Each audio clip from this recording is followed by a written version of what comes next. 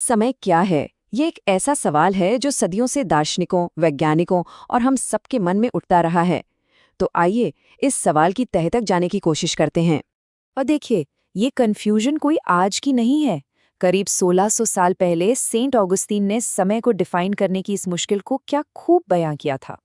ये एक ऐसी चीज है जिसे हम महसूस तो करते हैं, लेकिन जैसे ही कोई पूछ ले, हम समझा नहीं पाते।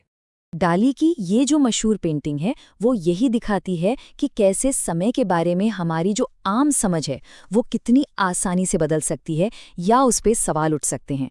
मतलब जो हम महसूस करते हैं वो हकीकत से काफी अलग हो सकता है। ठीक है, तो चलिए इसमें थोड़ा और गहरा उतरते हैं और इसकी शुरुआत हम करेंगे समय के सबसे कॉमन, सबसे आम रूपक को चैलेंज करके। हम सबने सुना है ना कि समय एक नदी की तरह बहता है, भविष्य से आता है, हमारी वर्तमान से गुजरता है और फिर अतीत में कहीं खो जाता है, एकदम सीधी बहती हुई नदी की तरह। लेकिन यहाँ एक बहुत ही दिलचस्प सवाल उठता है। सोचिए, किसी भी चीज को बहने के लिए उसे किसी और चीज के मुकाबले आगे बढ़ना होता है ना? जैसे नदी अपने किनारों के हिसाब से आगे बहती है, तो फिर समय खुद किसके मुकाबले बहता है? और फिजिक्स के मुताबिक ये जो बहने वाली फीलिंग है ना, ये शायद सिर्फ एक भ्रम है। तो अगर समय बहता नहीं है, तो फिर हमने इसे नापने की और एक स्टैंडर्ड बनाने की कोशिश आखिर की कैसे है? तो चलिए देखते हैं कि वक्त को नापने का ये सफर कैसे आगे बढ़ा। हजारों सालों से इंसान ने समय को पकड़ने की कोशिश की है, धूप घड़ियों से लेकर पेंडुलम वाली घड़ियों तक और फिर ग्लोबल टाइम जोन तक। इन सब का मकसद हमेशा एक ही था, एक ऐसी घड़ी बनाना जो हर किसी के लिए हर जगह एक ही स्पीड से चले। ये न्यूटन का आइडिया था, एक ऐसा समय जो पूरे ब्रह्मांड के लिए एक ही रफ्तार से चलता है, एक यूनिवर्सल ड्रम की तरह, और जिस पर किसी भी चीज का कोई असर नहीं होता। सदियों तक यही सोच फिजिक्स की बुनियाद रही। लेकिन फिर आए एल्बर्ट आइंस्टाइन और उन्होंने आकर उस यूनिवर्सल घड़ी के कॉन्सेप्ट को हमेशा हमेशा के लिए तोड़ दिया। उन्होंने हमारी सोच में एक जबरदस्त बदलाव ला दिया। ये सोच में एक बहुत ही बड़ा बदलाव था।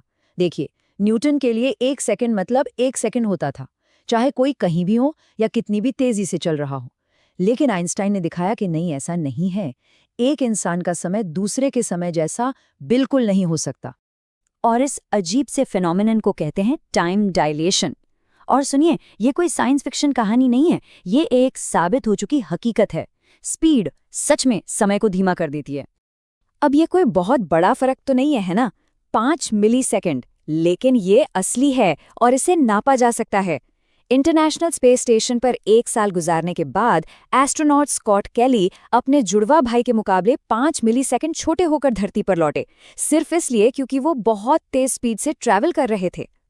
और अगर हम स्पीड को लगभग लाइट की स्पीड तक ले जाएं, तो इसका असर बहुत ही ज्यादा होता है। तो जरा कल्पना कीजिए इस क्लासिक थॉट एक्सपेरिमेंट की, जिसे ट्विन पैराडॉक्स कहते हैं। एक 15 साल की एस्ट्रोनॉट लगभग रोशनी के रफ्तार से 5 साल के लिए सफर पर निकलती है। उसके लिए तो वो 20 साल की हो गई, लेकिन जब वो वापस धरती पर लौटती है तो देखती है कि यहाँ 50 साल गुजर चुके हैं और उसके सारे दोस्त अब 65 साल के हो गए हैं। स्पीड ने उसके लिए समय को सिकोड़ दिया। अब ये सब सुनने में बड़ा थियोरेटिकल लगता है ना? लेकिन ये दिमाग घुमा देने वाली थियोरी एक ऐसी टेक्नोलॉजी की नींव है जिसे हम में से ज्यादातर लोग रोज इस्तेमाल करते हैं। जी हाँ, हम बात कर रहे हैं जीपीएस की। वो सैटेलाइट्स जो हमारे फोन को हमारी लोकेशन बताती हैं, वो बहुत ही तेज रफ्तार से घूम रही हैं। और अगर उनके इंजीनियरों ने आइंस्टाइन की रिलेटिविटी थ्योरी को ध्यान में न रखा होता, तो पूरा सिस्टम बस कुछ ही घंटों में बेकार हो जाता। असल में ना, यहाँ 2 इफेक्ट्स एक साथ काम कर रहे हैं। पहला, उनकी जबरदस्त स्पीड की वजह से, ये आइंस्टाइन की स्पेशल रिलेटिविटी है। इन सैटेलाइट्स की घड़ियां पृथ्वी के मुकाबले हर दिन 7 माइक्रोसेकंड धीमी हो जाती हैं।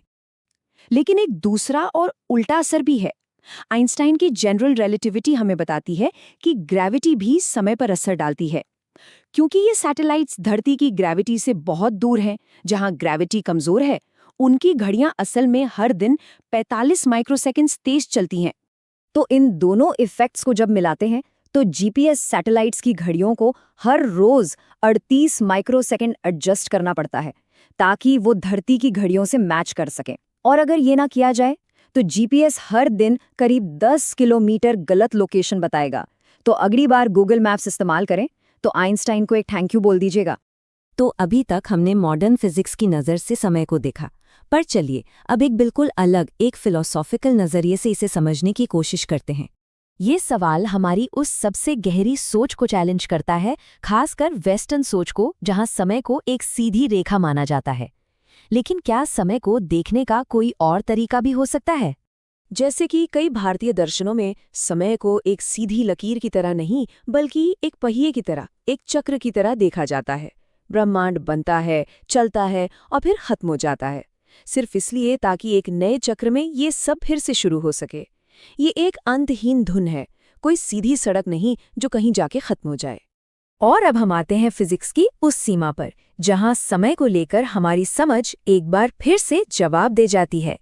मॉडर्न फिजिक्स के दिल में एक बहुत बड़ी पहेली है। एक तरफ हमारे पास बहुत बड़ी चीज़ों के लिए एक थ्योरी है, आइंस्टाइन की जनरल रिलेटिविटी, और दूसरी तरफ है बहुत छोटी चीज़ों की थ्योरी, क्वांटम मैकेनिक्स। दोनों अपनी अपनी जगह कमाल की सटीक है, लेकिन दिक्कत ये है कि ये दोनों एक दूसरे से बिल्कुल सहमत नहीं है, और इनको एक करना यही आज फिजिक्स का सबसे बड़ा अनसुलझा सवाल है। तो आखिर में हम कहाँ खड़े हैं?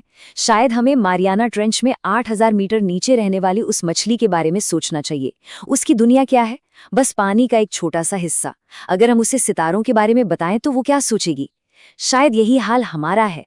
समय के बारे में हम जो नहीं जानते वो बहुत बहुत बड़ा है। तो अपना दिमाग खुला रखना जरूरी है। कौन जाने आगे और कौन सी खोज हमारा इंतजार कर रही है।